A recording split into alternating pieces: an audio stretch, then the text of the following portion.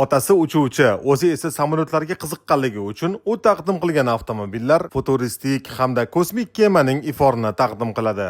Yana bir asli eronlik bo'lgan Firuz Rizvani avtomobillarni ishlab chiqarmaydi, balki ishlab chiqarilgan tayyor avtomobillarni agressiv va eksklyuziv holatga olib kelib, qayta takomillashtiradi. Qayta takomillashayotgan Rizvani avtomobillari asosan Jeep Wrangler, Jeep Gladiator, Cadillac Escalade, Chevrolet Corvette, Land Cruiser 300 talik yoki Lexus LXlardan tashkil topishi mumkin bazasi. Va bu avtomobillarning interyeri eksteryeriga o'xshab butunlay o'zgarmaydi. Uning sababi esa elektronikalarga zarar yetmasligi uchun. Futuristik tashqi ko'rinishning materiali asosan 3 xil bo'ladi. Kompozit materiallar yoki karbon, kevlar, yana zirhli po'latdan ham tashkil topishi mumkin. Avtomobilning yuragi, ya'ni dvigatel masalasi esa mijozning talabidan kelib chiqqan holatda stok holatda qoldiriladi yoki qayta modifikatsiya qilinadi, ya'ni kuchaytiriladi. Siz ham Rizvani kompaniyasidan agar buyurtma bermoqchi bo'lsangiz, narxlari talabga qarab bor yo'g'i 250 ming AQSh dollaridan 500 ming AQSh